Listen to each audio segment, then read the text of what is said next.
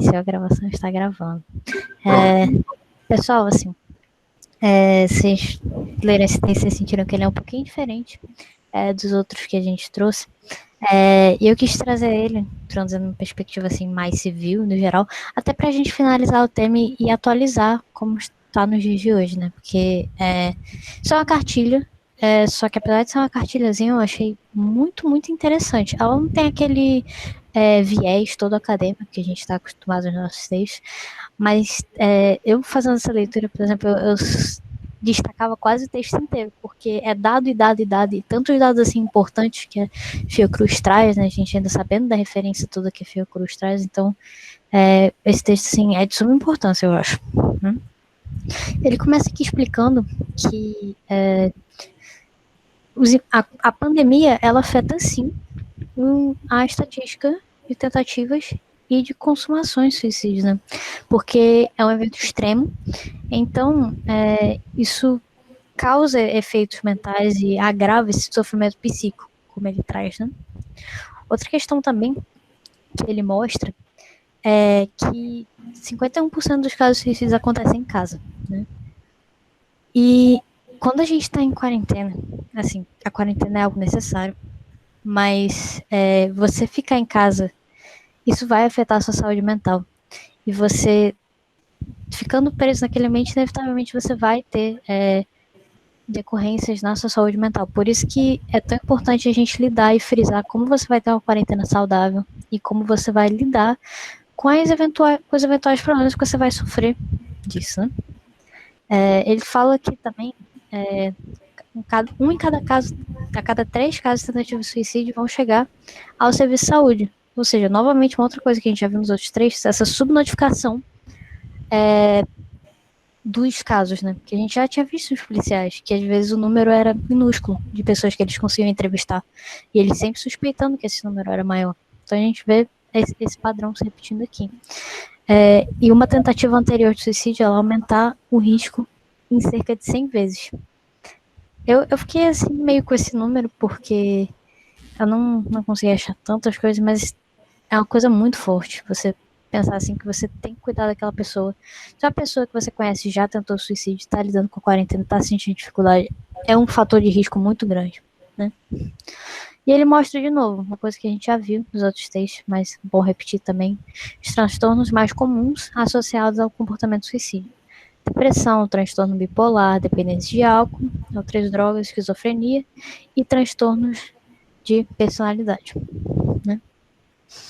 Ele apontou aqui também uma coisa que a gente ainda não tinha visto, que era a questão dos pacientes internados em hospital, que eles têm um risco de 3 a 5 vezes maior do que a população como um todo.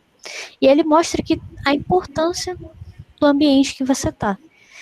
Ele mostra falta de proteção nas janelas, acesso indevido a medicamentos, a materiais perfluorocortantes.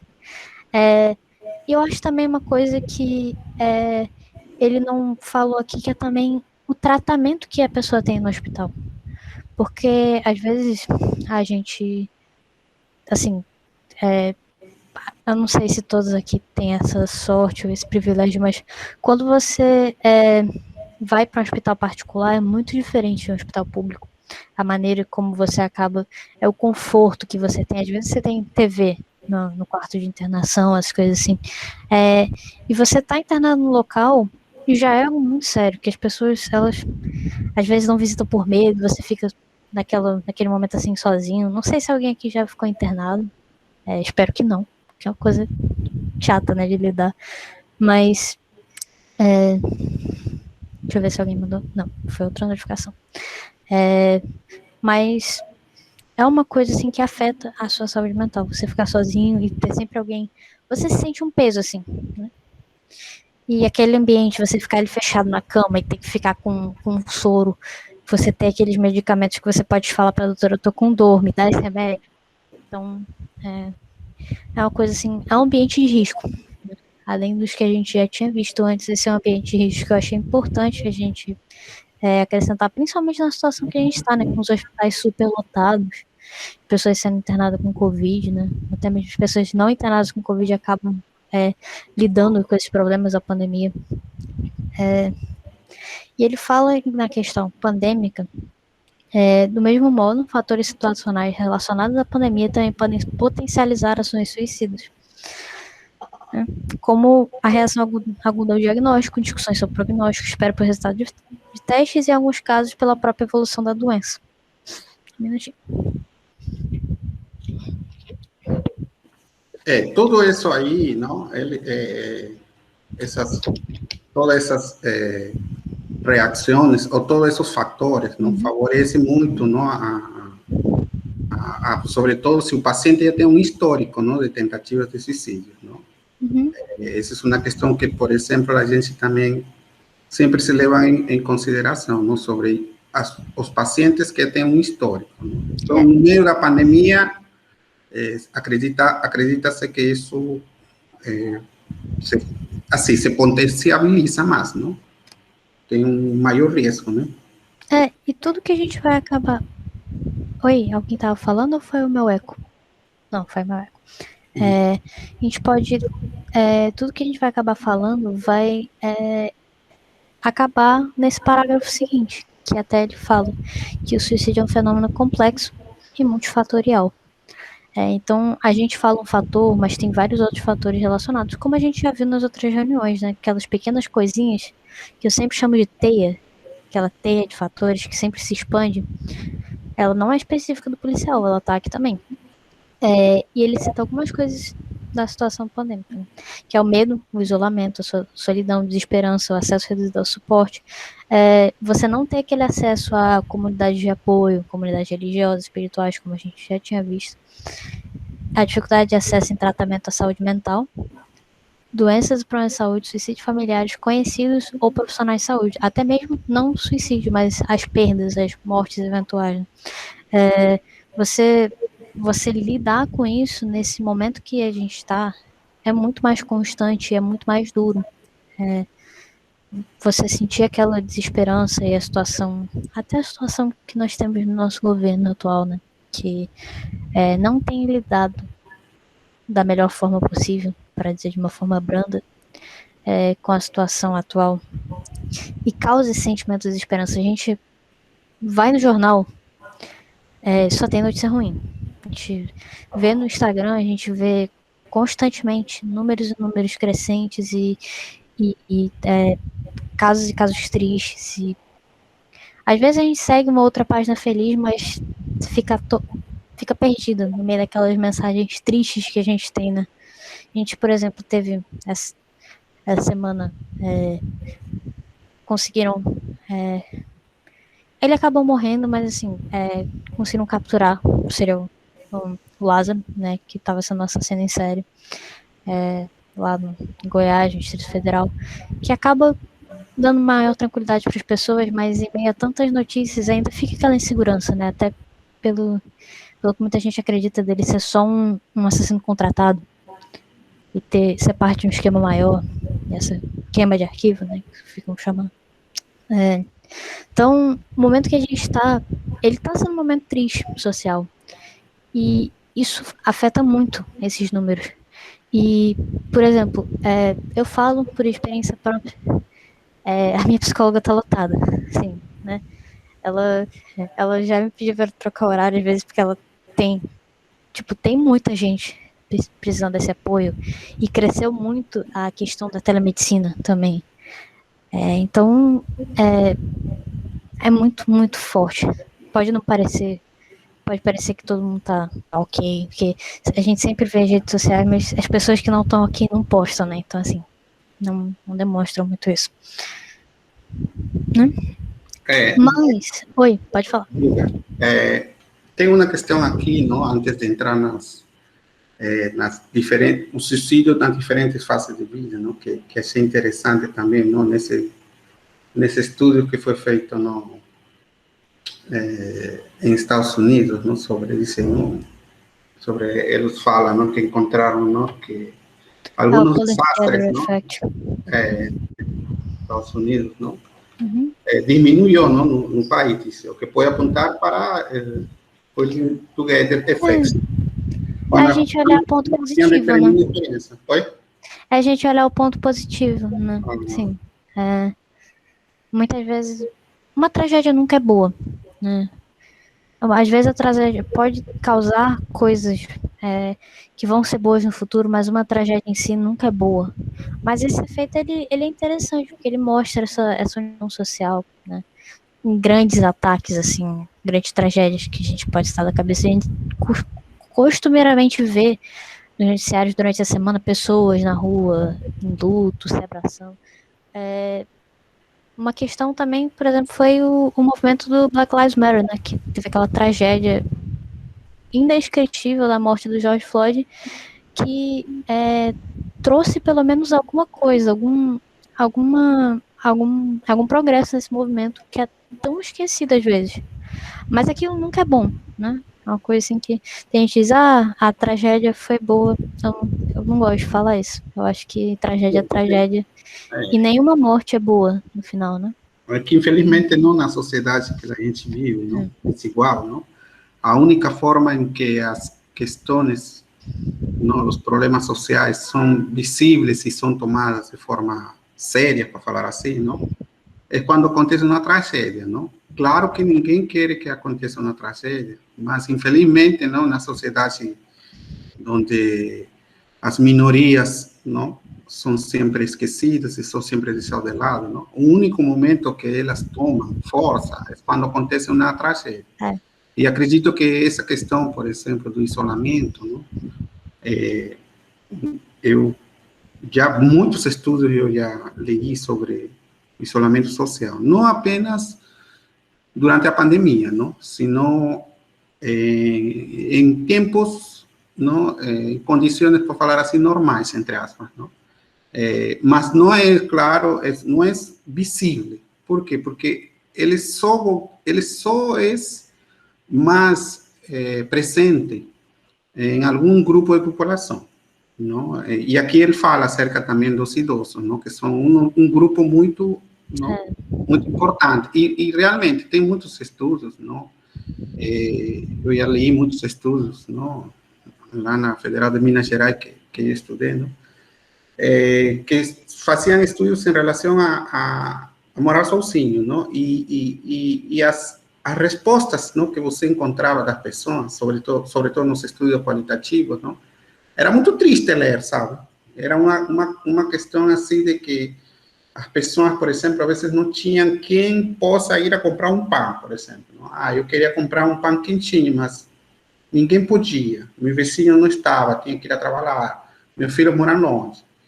Então, essas questões, não, de morar sozinho, que foi muito mais evidenciado no momento da pandemia, é uma questão que é de muito tempo atrás, já, não? E como eu estou associando um pouco com essa questão do envelhecimento da população, à medida que a população vai ir envelhecendo, a gente vai encontrar muita gente morando sozinho, não? Sobretudo mulheres, não?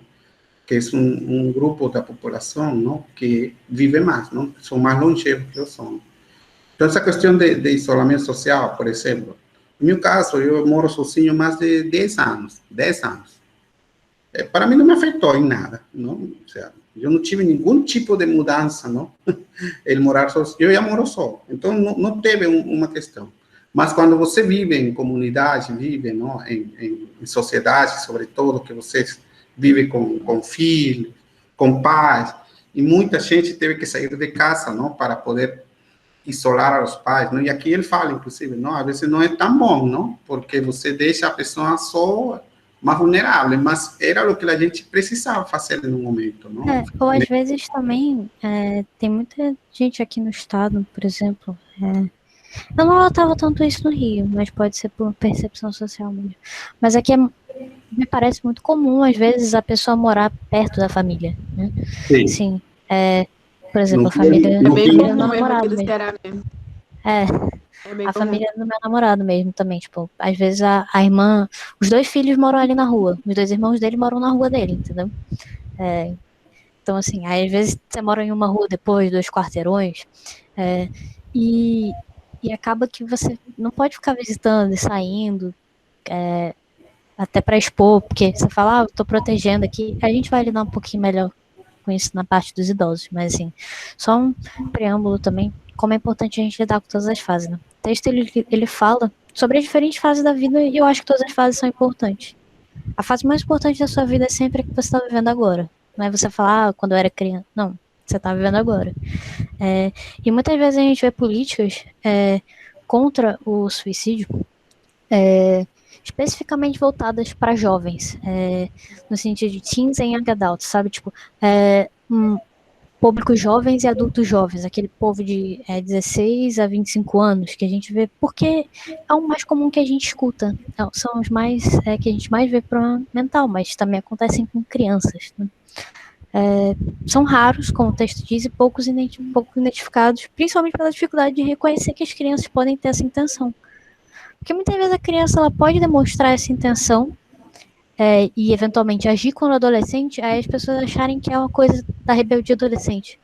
Mas pode ter sido uma coisa que ela desenvolveu desde criança, que ela já estava mostrando, mas que as pessoas falavam, é criança, sabe? Tem muita coisa que a criança faz que é deixada de lado, de chavada, porque é criança. Às vezes uma falta de cuidado, aí você fala, que não sabe, não conhece direito, ela se machuca. Foi curiosidade, ela passou a faca no dedo porque ela queria saber como era, porque ela ficou curiosa, não conhecia o que era faca. Né? Mas isso é uma coisa que tem que ser levada a sério. Eu queria, sobretudo, chamar a Isabela e a Josi, não vou falar Josi, não? Elas como parte desse grupo, não? Que eu acredito, não? Que vocês são parte desse grupo. Não que a Letícia não seja, a Letícia também é, né? Mas você como parte desse grupo, como que vocês percebem essa parte do texto? Não? Como que vocês sentiram quando vocês olharam essa parte? Não? Vocês tentaram associar um pouco a essa vivência, não? Porque, como a Letícia falou, não? A gente sempre faz, a infância é a fase mais importante, não?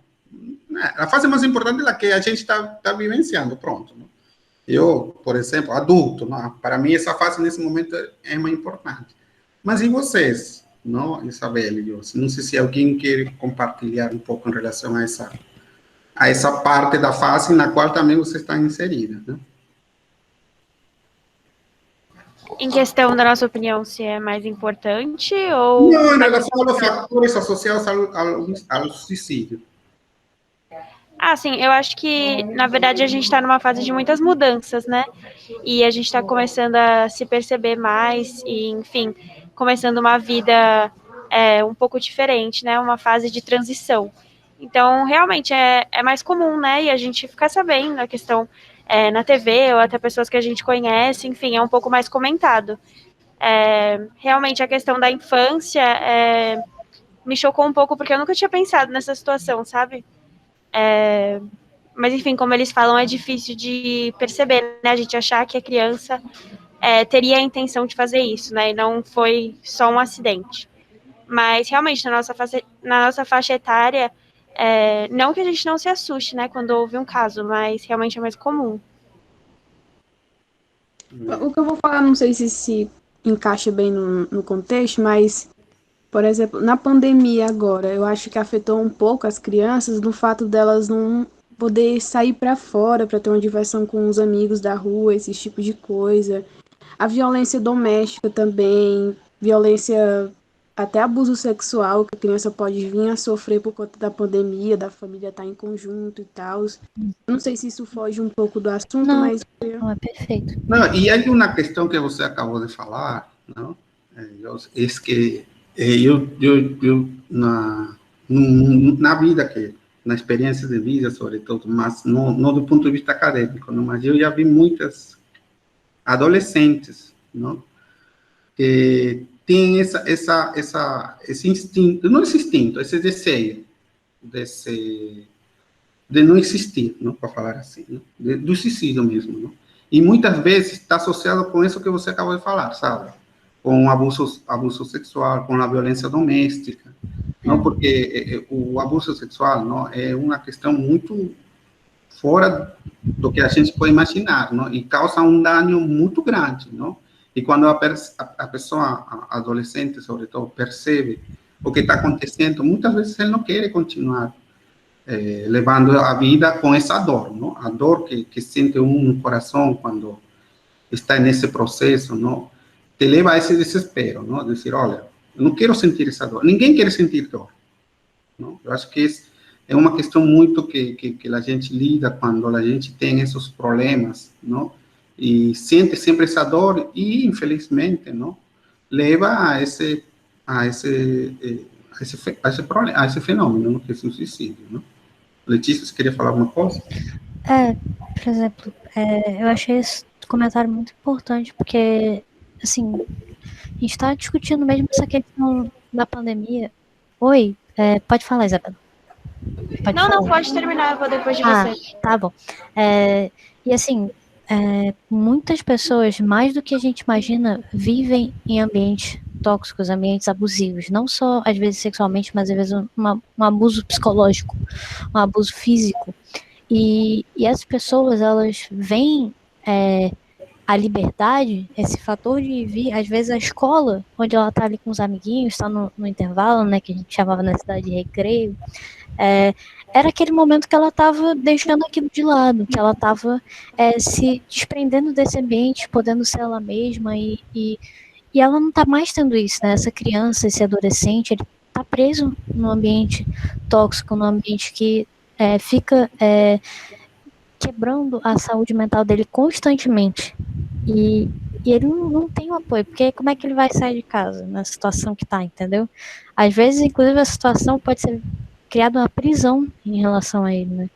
Proibir mais ainda, porque existem pais que proíbem crianças de saírem naturalmente. Então, é um contexto que dá mais razão para proibir. Assim, não é que tenha razão alguma para você proibir uma criança fora do contexto que a gente está, mas, né? E isso é gravíssimo, gravíssimo, a criança não ter uma válvula de escape. Né? Pode falar, Isabel. Não, eu ia fazer um comentário sobre um documentário que eu vi no Netflix, que fala um pouco sobre a questão das redes sociais, né, e como isso afeta os jovens, assim, na pré-adolescência, e as taxas de transtornos mentais, depois que começou com o Instagram, Facebook, enfim, aumentam catastroficamente.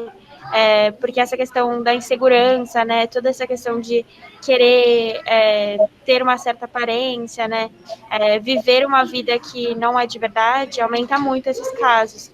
E é muito interessante essa correlação que eles fazem no documentário com a questão de seja uma idade mais propícia, né, e aí com toda essa questão da rede social. E aí eu fico pensando, né, todos esses jovens, né, pré-adolescentes que estão em casa, utilizando muito mais da internet agora, né? E, enfim, o quão isso é ruim, né? Tanto para autoestima, saúde mental, enfim.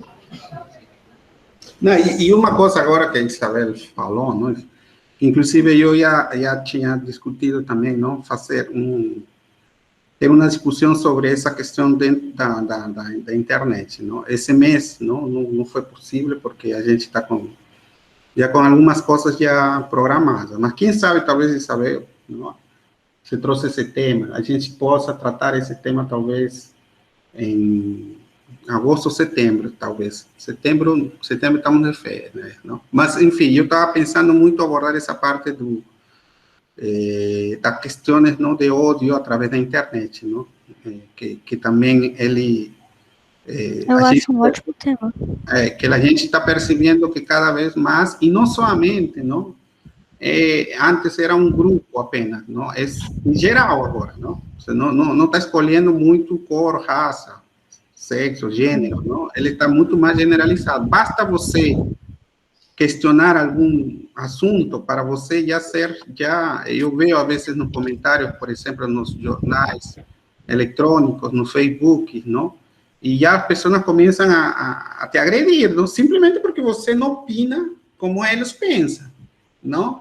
Então, isso já é uma coisa muito grave, não? E pode também, associado com o tema, ele pode gerar também essa baixa autoestima, não?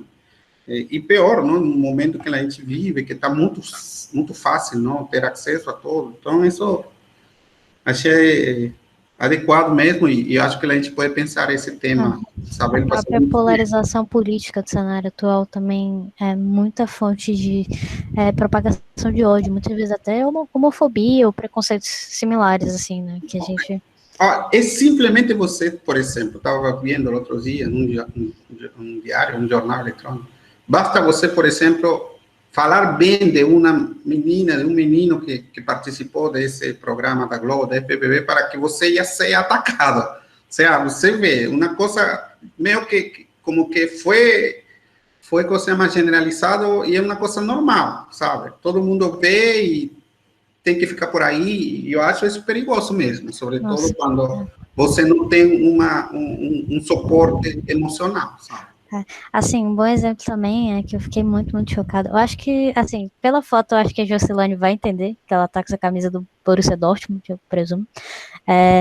Mas eu sou vascaína, e o Vasco fez uma coisa pro Dia do Orgulho LGBTQIA+, né, que ele fez um uniforme, e, cara, você via, às vezes, nas redes sociais, ódio, assim, gratuito. Gente, às vezes, que não era torcedor, então, torcedor que não deveria ser torcedor. Então, imagina uma pessoa... como é que uma pessoa se sente vendo que falam assim dela, só por ela amar quem ela ama, né? Mas é algo muito, muito sério, que eu acho que a gente pode discutir melhor no futuro, né? Eu acho um ótimo tema, e é uma coisa muito, muito importante. Mas o texto também fala que a interação online, ela é positiva também.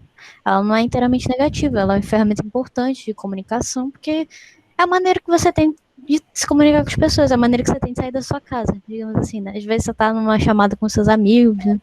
Então, é uma válvula de escape, mesmo que não seja a mesma de antes, é uma ferramenta muito importante que a gente tem hoje em dia.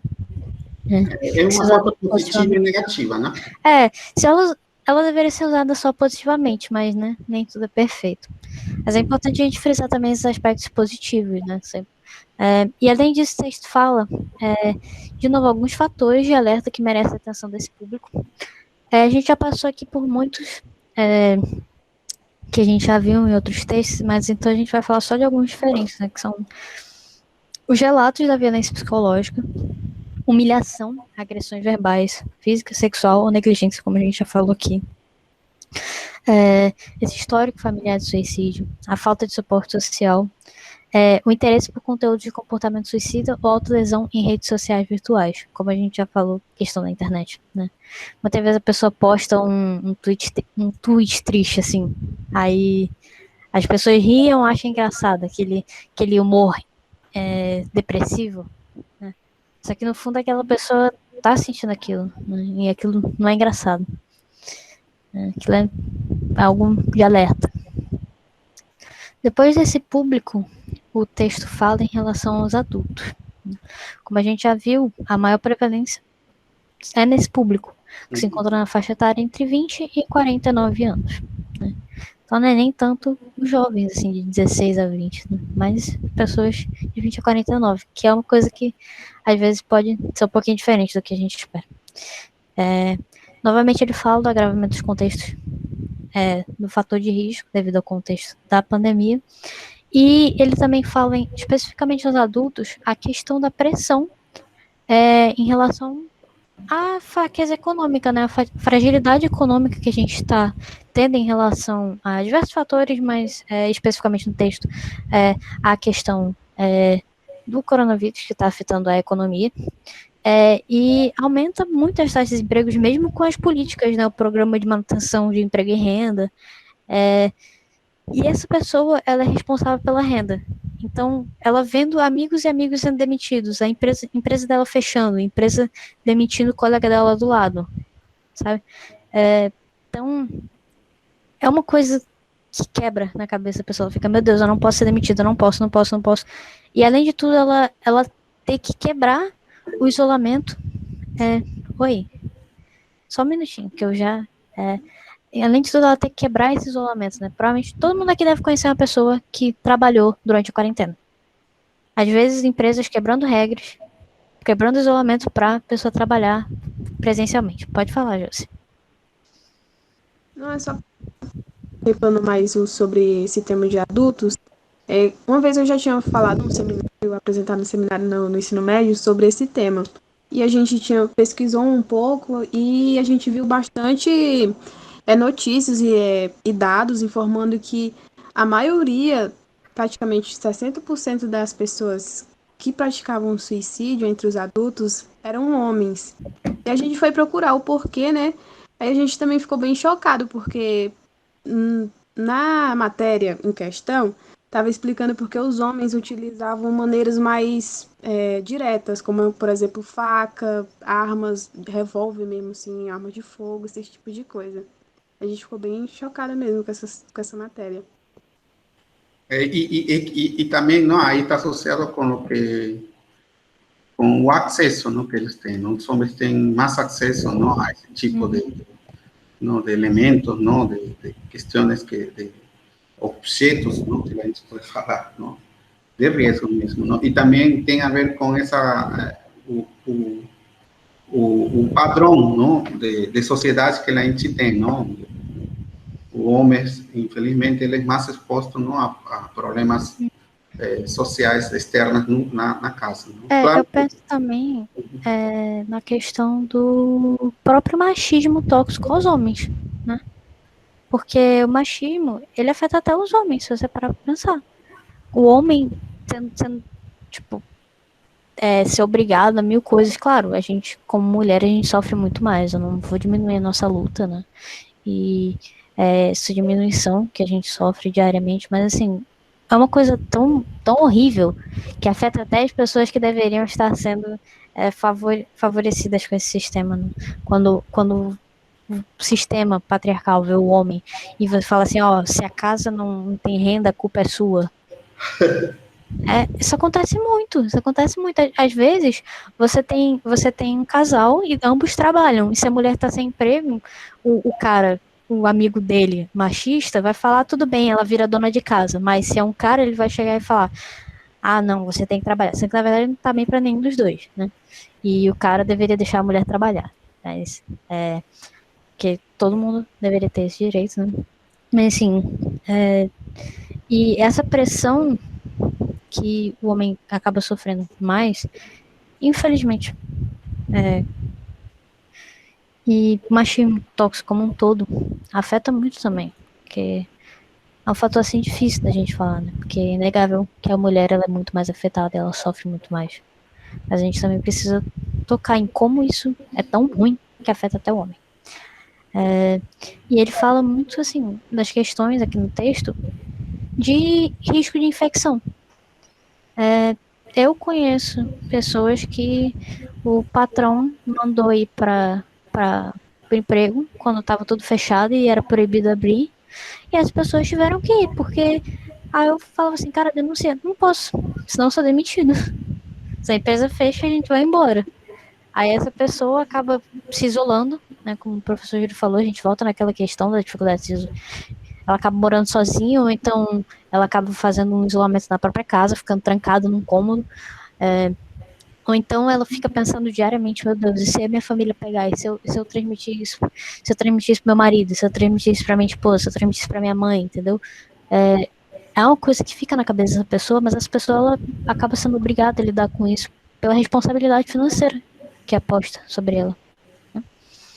E ele também apresenta aqui alguns outros fatores de alerta aos adultos, como a gente já viu vários, mas tem a autodesvalorização, a aquisição de meios para morrer de suicídio, como a gente já falou aqui, a crise existencial, a exposição frequente a situações de risco.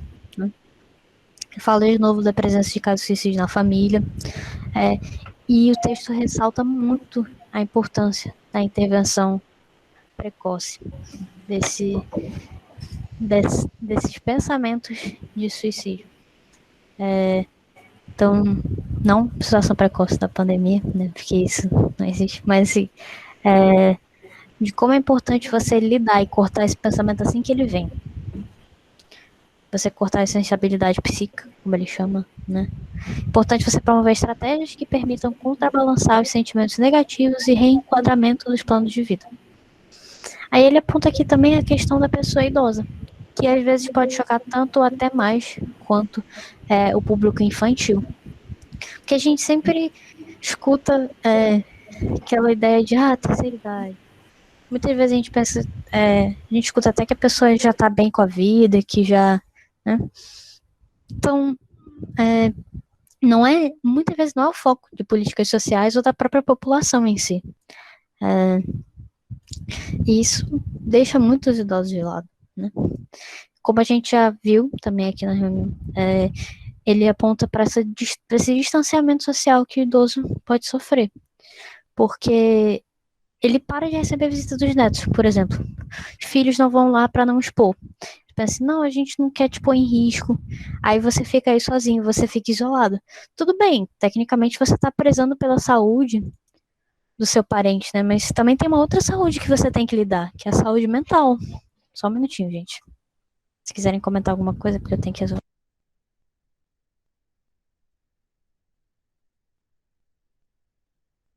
Pronto, tive um problema aqui técnico. Aí tá com o microfone desligado. Pode continuar. Eu desliguei, porque eu tive que abrir a janela, porque tava muito calor. Então, assim, é muito importante você lidar, nem que você seja uma ligação, ou então você tentar maneiras de manter o contato com essa pessoa. Porque muitas vezes as pessoas são...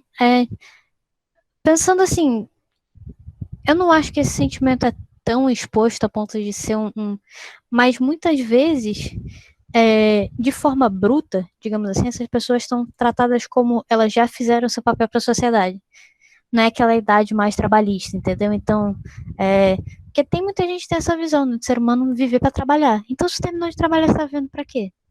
É algo duro, mas infelizmente é uma coisa que a gente vê muitas vezes.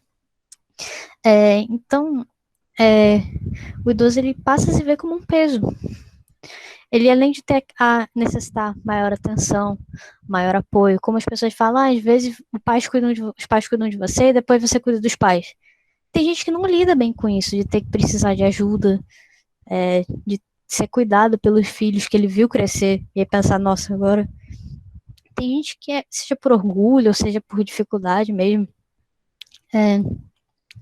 E o texto aponta aqui também a questão da diferença da taxa de suicídio mesmo, que é uma coisa em que eu fiquei um pouco chocada, né? Que a taxa de suicídio para pessoas com mais de 70 anos foi 8,9 por 100 mil, enquanto a taxa nacional foi de 5,5 por 100 mil pessoas. Né? E ele mostra que o risco de suicídio é 2 a 3 vezes maior nessa população e muitas vezes é subnotificado. E uma coisa assim, que falando também desse fato deles serem vistos como descartáveis, muitas vezes causam ódio a esse tipo de pessoa. Não necessariamente a idosos, mas assim, às vezes pessoas matam porque acham descartáveis. Seja uma pessoa deficiente, então é uma coisa que parece tão absurda, mas tem gente doente o suficiente no mundo para pensar esse tipo de coisa. Né? E uma coisa que ele apontou foi o aumento de suicídio entre idosos e que está relacionado ao medo de contrair a doença e ser um fardo para suas famílias durante a pandemia. A epidemia. Você constantemente falar para aquela pessoa, a gente está fazendo isso para você, a gente está fazendo isso para você, a gente está se mudando para você. A pessoa inevitavelmente vai se sentir abalada, pensar, poxa, essa pessoa está fazendo tudo isso por mim. Tem gente que pode não se abalar tanto com isso, mas tem muitas pessoas que ficam, eu não deveria existir, eu já cansei, eu daria menos trabalho se eu não estivesse aqui, sabe? Aí ele fala também, além do mais, conversas cotidianas como os idosos estão morrendo mais, então é melhor você ficar separado para não ser infectado. Você precisa tomar mais cuidado ou pode infectar os outros. Elas reforçam esse estigma de você ser um peso e as pessoas estarem ali fazendo aquilo tudo por você. Ele fala também, superlotação, negligência e falta de autocuidado em lares de idosos são outros fatores que também suscitam sentimentos de inutilidade e descartabilidade. Porque nem todo lar de idoso é bom, né, gente? A gente não pode mentir. Muitas vezes os idosos sofrem constantemente maus tratos, e às vezes, por mais que sejam visitados, acabam não sendo visitados nessa época, e só tem aqueles profissionais que não tratam ele da mesma forma que um familiar trataria, né? Então ele fala que é importante os profissionais de saúde e as pessoas ligadas afetivamente a esse idoso estejam alertas em relação aos riscos desse idoso. Aí ele aponta alguns dos riscos aqui. Por exemplo, ele ficar mais quieto, mais isolado, não querer saber dos netinhos, digamos assim, não querer atender ligações, se queixando de dores no corpo, falta de apetite, dificuldade para dormir ou falta de memória. Em algumas situações, queixas físicas, sobretudo se tiverem aumentado nesse período, podem ser sinais de depressão. Muita gente acha que é só a questão da idade, osteoporose, artrite. Mas às vezes pode ser o corpo, fatores assim de depressão, que a saúde mental ela inevitavelmente afeta a sua saúde física, né? Seja por sua falta de energia para fazer exercícios físicos ou outras conexões, né? Aos idosos que possuem qualquer problema cognitivo, orientação, ansiedade, irritabilidade, insônia e coisas afins. Preocupações com morte, como eu já falei aqui, as frases como eu estaria melhor morto, né? Às vezes a pessoa fala, como ele fala aqui, declarações que possam indicar que o idoso não se importa mais com a vida, não quer ele ser um peso, sinto que vive por muito tempo, não se preocupa. Eu já tive um familiar que falou uma coisa assim, tipo, eu já vivi por muito tempo, já tô bem, não sei o quê. Então, é uma coisa assim que parece um conformismo, mas às vezes tem esse significado por trás, e toda frase tem que ser analisada. E ele aponta, depois dele falar dessas três faixas etárias, como é que o profissional de saúde deve se portar. Primeiro ele fala no caso específico das crianças, que é mostrar para as crianças o que exatamente é a morte. Porque às vezes a criança tem ideações suicidas, mas não sabe nem o que é morrer. Eu somente queria finalizar, desculpa, eu que estava com meu áudio desligado antes. Quando você foi a ver a janela, eu sei como é. Eu desliguei meu áudio. Eu queria somente reforçar algo que em relação aos idosos, não? Porque a gente tem escutado muito, não? Sobretudo em base muito ao senso comum, que é a parte científica e ao que a gente conhece sobre epidemiologia, não? E epidemia, não?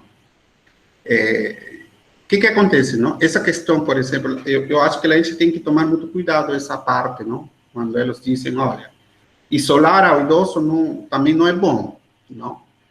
Mas não, a gente vamos entrar na discussão, por exemplo, de que por que o trabalhador que sai à rua tem que ser vacinado, não? Em relação ao idoso, como falou a Letícia, não? Que já viveu muito, que já não faz nada e que fica dentro em casa, não? Esse é um tipo de linha de pensamento. E eu já escutei muito, e não apenas pessoas do convívio, mas de parte também de alguns gestores, não? Que eles acham que vacinar e proteger a idosos não vai ajudar, não, ao problema, não? Que o problema não é aí, não? E eu acho que isso eu queria só chamar a atenção, que a gente tem que tomar cuidado também quando a gente diz, olha, não é bom isolar idosos, entendeu? Claro, não é bom, mas não necessariamente a gente está falando, todo mundo tem que sair, entendeu? Mas tem que ter, não? Tem que ter uma questão equilibrada. Num contexto pandêmico, você puder fazer, por exemplo, maneiras de você quebrar essa distância, ainda mantendo o distanciamento, por exemplo, mais videochamada, e você dar um celular para o idoso e ensinar ele a falar por chamada de vídeo no WhatsApp, entendeu? Exatamente. É uma coisa que ajuda muito. E o mesmo acontece com a questão da vacina. Por que vacinamos ao idoso? Se o idoso está em casa, ele não tem risco de se contagiar, ele não sai para a rua, eu acho uma questão muito mais de responsabilidade e de respeito. E também tem a ver muito com as condições sociais e econômicas dos países. Se existir as condições econômicas para ter vacina para todo mundo, lógico que todo mundo teria que ser prioridade, não? A gente tem que ver esse lado. Mas a gente sabe que não tem, infelizmente, suficientes vacinas para todo mundo.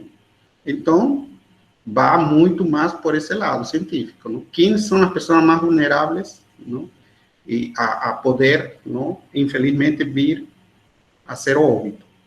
E os dados mostram, 20% das pessoas, dos idosos que se infectaram, infelizmente faleceram. Então, é um dado frio, é frio, mas é um dado real mesmo. Então, essa questão de isolamento, quando eu estava lendo o texto, não, me fazia lembrar muito as falas dos pensamentos, não?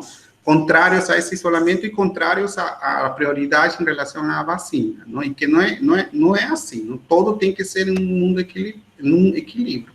E a gente não tem a mesma condição, infelizmente, para todo mundo. Então, a gente tem que cuidar deles. Eu só queria fazer isso, porque na hora da leitura eu fiquei pensando nessas falas, né? Uhum. É uma coisa assim. Aí ele fala também da questão dos profissionais de saúde, né? Como a gente já falou, no caso de crianças, explicar o que é a morte. Algumas das coisas que a maioria que a gente já viu nos outros textos, né? Que teve. Oi, tudo bem, Isabela? Que bom que você gostou. A Isabela vai ter que sair, que ela tá com problema de conexão. Eu entendo muito bem como é. Boa noite, a gente agradece a sua presença. E qualquer coisa você pode acompanhar depois a gravação, para você ficar a par das conversas. Boa noite, muito obrigada pela sua presença.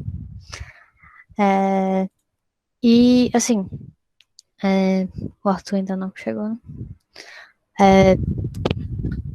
Ele fala muitas coisas que a gente já viu nos outros textos.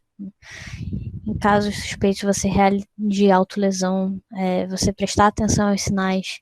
E se tiver algum perigo imediato de comportamento suicida ou de automutilação, você acionar o SAMU. E tomar medidas drásticas, assim, tomar atitudes mesmo. Né? E ele aponta a extrema relevância da prevenção do suicídio no contexto atual. E o texto sugere, a Fiocruz sugere, similar aos outros textos que a gente viu, intervenções baseadas no grau de risco. A gente vê esse padrão das políticas de prevenção ao suicídio, né? E ele dá as recomendações e classifica as medidas como universal, que é aquela destinada a toda a população, independente do risco. Depois ele aponta a seletiva, que ela tem foco em indivíduos que estão sob baixo risco, mas que ainda não desenvolveram aquele comportamento, e procura reduzir os fatores de risco através de uma busca ativa, oferta de informações e acolhimento.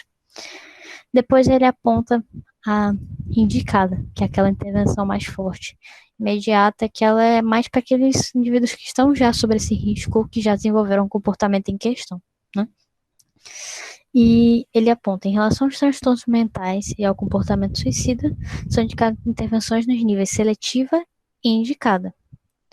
E ele propõe ações de acordo com a experiência da pessoa em questão. Ele fala, se for transtornos mentais, é oferecer cuidado de diferentes maneiras, como desenvolver suporte para as equipes de saúde afetadas por imposições adversas, dadas a possibilidade de desenvolver estresse pós-traumático, PTSD, oferecer equipamentos de proteção individual, incentivar o autocuidado e suporte adicional, né?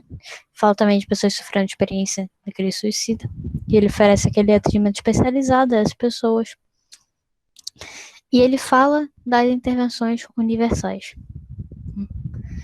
E aí ele aponta vários, a gente está com pouco tempo, então eu vou tentar passar um pouquinho isso mais rápido, mas ele aponta várias medidas e questões que devem ser envolvidas nessas intervenções, fatores que devem ser tratados, como os fatores financeiros, a violência doméstica, o uso de álcool, muitos dos fatores de risco, como a gente pode ter visto, e o papel da mídia, que é muito importante essa questão, a influência midiática. A gente do grupo, eu e o Júlio, a gente já discutiu questões de feminicídio e a importância que a mídia tem nesse papel. Porque a mídia, ela afeta a sociedade, a mídia muitas vezes ela molda a sociedade. Então, ela tem um papel nisso. Outra parte que ele fala é o luto, que ele trata principalmente da questão, é um termo muito específico do suicídio, mas é a pós-venção, né? Que é o tratamento das pessoas que já perderam um parente para evitar que elas acrescentem esse número. Né? E ele fala como o luto pode causar pensamentos suicidas. Né? Pode ser estranho você pensar, nossa, uma pessoa se matar e essa pessoa viu todo o estrago que essa atitude fez e está pensando a mesma coisa.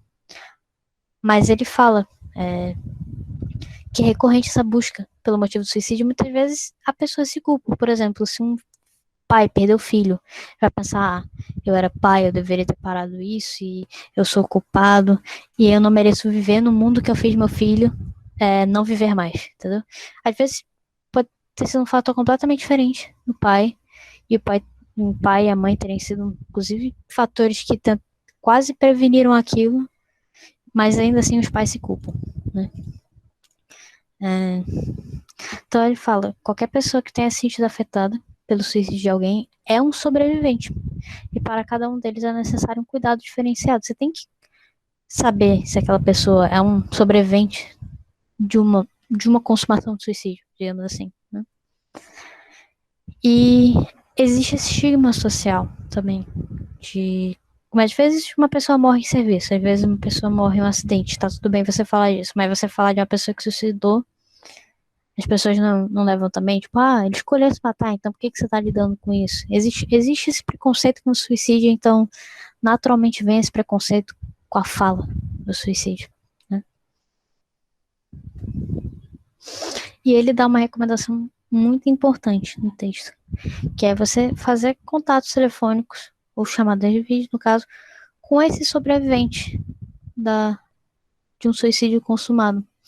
Deixar que elas saibam que você não as culpa, que reconhece e respeita a dor delas e está ali para ouvir. Suicídio não deve ser tabu. Permita que a pessoa enlutada fale sobre o assunto quando se sentir confortável para isso. Na maioria das vezes você não precisa nem dizer nada. Você basta estar junto e ouvir, né? E que ele fala de novo dessa pós-venção. Eu achei esse termo muito interessante, porque é um termo... É uma coisa que a gente não vê muito, mas eu acho super necessário. Mas acaba sendo algo muito específico do suicídio, né? Que ele até define aqui: pós-venção, um conjunto de atividades de cuidado oferecidas às pessoas em luto por suicídio, cujo objetivo é apoiar sua recuperação e evitar possíveis complicações. Inclui serviços que podem ser divididos em diferentes níveis, que vão desde o acolhimento individual até atividades de conscientização pública e o suporte através dos grupos de apoio, sendo este último o tipo mais comum de ajuda praticada mundialmente. Às vezes aquela associação anônima é uma medida de pós-venção, mesmo que seja de pessoas que sofreram daquilo para pessoas que sofreram daquilo, ela é uma medida importantíssima na nossa sociedade, né? E ele mostra aqui que 6 a 10 pessoas são impactadas de maneira importante pelo suicídio de alguém. Então, a cada suicídio que você não conseguiu prevenir, tem 6 a 10 pessoas que têm que fazer essa pós-venção. Pós-venção, ela acaba sendo uma falha, ela acaba saindo de uma falha da prevenção. Então, a gente vê mais ainda a importância dessa prevenção para evitar eventuais pós-venções, né? Um estudo recente no contexto norte-americano apontou que o número de pessoas impactadas por um caso de suicídio pode ser ainda maior, podendo chegar a 135 pessoas. Que às vezes a pessoa ela é impactada, mas ela não necessita tantas coisas assim. Então, vamos focar nesse 6 a 10 por enquanto, que é uma maneira importante, né? Agora, esse pós-venção, não? Pós-venção. Eu nunca tinha ouvido falar, não. Realmente... porque é uma coisa só do suicídio, mas é uma coisa tão interessante, né? Você lidar com a prevenção da repetição daquilo, ou então você lidar com evitar maiores consequências de um ato. Eu acho que eu estou falando em forma prática, não? Será que realmente... como que é praticado isso na prática mesmo, entendeu? Se esse tipo de atividades, não, elas realmente têm se existe ao menos um projeto na política que faz uso desse conjunto, não, de práticas. Isso é o que fiquei meio na dúvida, não? Porque parece uma questão muito mais internacional, não sei, não? Eu estou falando também porque eu achei interessante também e achei que isso é uma coisa que realmente não poderia, talvez, não... Porque talvez seja uma coisa que só as pessoas que tiveram que lidar com aquilo conhecem, né? Que tem algumas vezes algumas políticas que elas são mais específicas a um público-alvo, elas não são divulgadas, porque eu acho que ninguém quer que seja divulgado que seu parente cometeu suicídio, porque você vai ter que ficar lidando com aquilo. Não, mas não então, não me refiro a conhecer, me estou referindo a que a gente não me lembro muito, não? Eu participo de alguns grupos, não? E E no Setembro Amarelo eu nunca tinha ouvido falar disso, talvez, é isso que me refiro, não? Porque, sim. não, ou seja, é uma questão que, por exemplo, você não precisa saber quem é a pessoa que está... Eu conheço pessoas, não, próximas que tiveram familiares que cometeram suicídio, mas eu nunca perguntei, nunca, também não me estou referindo a isso, não me estou referindo a como política, não se são praticadas, se realmente é um modelo, são conjunto de ações que podem ser encontradas, não, dentro desse. Eu acho que pode ser uma pergunta para... uma boa pergunta para o evento. Para o evento, para ver se eles têm essa prática. Eu, pessoalmente, acredito que, como, assim, pode soar um pouquinho forte, mas a pós-venção, ela nasce de uma falha da prevenção, né? Então, esse foco na prevenção, ele pode ser em fruto disso. Vamos tentar prevenir tudo e qualquer, para a gente não precisar nem lidar com isso. Mas ninguém é perfeito. Isso acontece para poder lidar com os eventuais que acontecerem, né? Independente do seu preparo. Então ele fala que quanto maior o estresse, maior a necessidade de procedimentos estruturados. Aí ele pensa em 4 níveis também, assim como a prevenção. Ele fala da informação, esse recurso, memoriais online, essas linhas de ajuda, livros, sites com informações gerais. Depois ele fala do suporte, comunidades e grupos de autoajuda, assistência prática, como assessoria jurídica, financeira e limpeza do local do suicídio. E por último a terapia, que é o grau mais forte, que é esse aconselhamento de serviços específicos de saúde mental.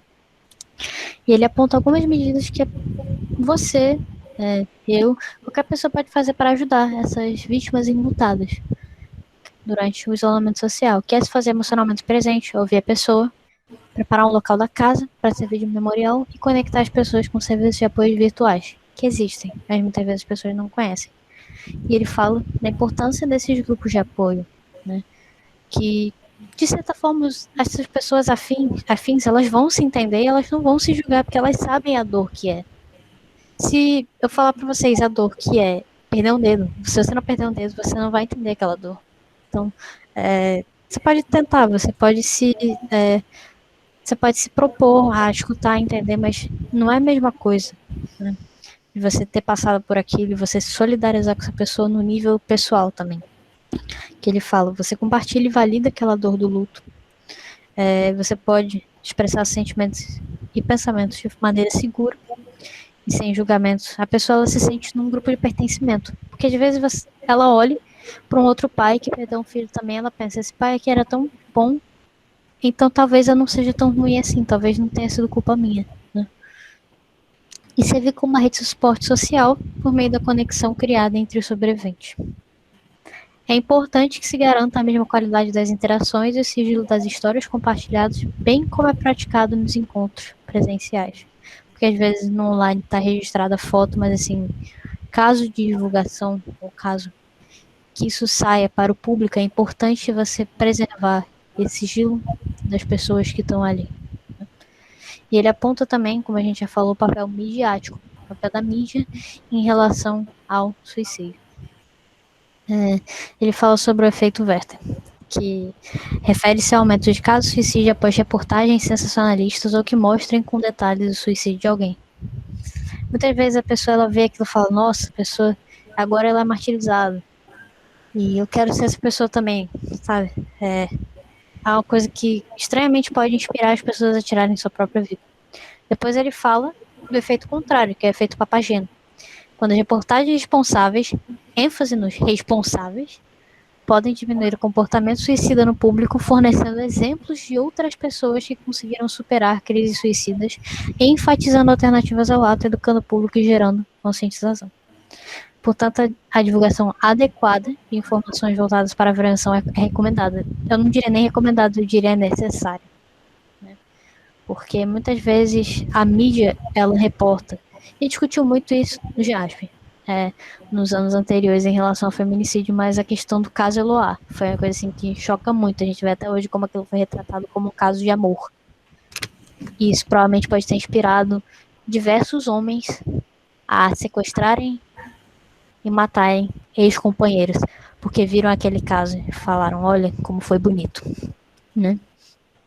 Então, é muito importante essa seriedade da mídia em relação a vidas. Ele recomenda também não utilizar a expressão cometeu suicídio. Uma vez que a expressão remete a um crime, sugere-se utilizar a expressão morreu por suicídio. E a gente não vê realmente muito morrer por suicídio. A gente geralmente vê comete suicídio, comete suicídio. E ele aponta detalhes como esse podem fazer toda a diferença na sua comunicação. Mas qual seria então a expressão adequada? Morreu por suicídio. Morreu por suicídio, né? Só que a gente só vê cometeu suicídio. É isso que eu quis dizer. Tipo, a mídia não tá preparada para esse tipo de coisa. E aí ele fala algumas coisas de melhores práticas. O que você não deve fazer e o que você deve fazer. O que você não deve fazer é destacar esse tipo de notícia. Tipo, você não deve colocar na primeira página que a pessoa se suicidou. Não divulgar o lugar, a carta de despedida e o método utilizado. Você não pode colocar o suicídio como resultado da pandemia. Não compartilhar fotos ou vídeos. Não romantizar ou falar como se fosse legal um ato corajoso. Ou de covardia. Clássico do feminicídio também. Morreu por amor, não? Morreu por ciúme, não? A gente viu tanto isso e me deixava tão irritado no feminicídio. Matou por e a mesma ciúme. coisa aqui. Não relacionar o suicídio com crime, loucura ou falta de fé. Não colocar o suicídio como bem-sucedido ou dar a entender que a pessoa encontrou a paz. Romantizar, de certa forma, né? Não determinar o culpado ou o único motivo. Não julgar, não fazer piadas ou estigmatizar. Não mostrar o suicídio como uma saída. Agora, o que fazer, né? Compreender que ele é complexo e multifatorial. Sensibilizar as pessoas. Informar sempre onde buscar ajuda. Lembrar dos que ficaram e respeitar o luto. Nessa questão da pós-menção. Usar e divulgar fontes de informações confiáveis. Interpretar de forma cuidadosa e correta as estatísticas. Ter um cuidado extra se tratar do suicídio das celebridades. Porque tem muita gente que se inspira e fala, eu quero ser como essa pessoa, eu vou me matar também. Acredite, tem gente assim. Uhum. Tem gente que se matou quando um artista morreu. Isso acontece. Então,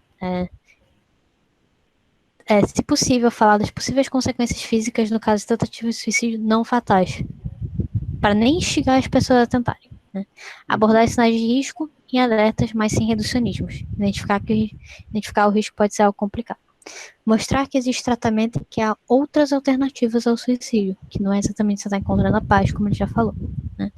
E ele apontou aqui os 6 necessários para aumentar a conscientização e diminuir o estigma e prevenir eventualmente o suicídio, que ele fala conscientização, campanhas de capacitação, competência e conversa.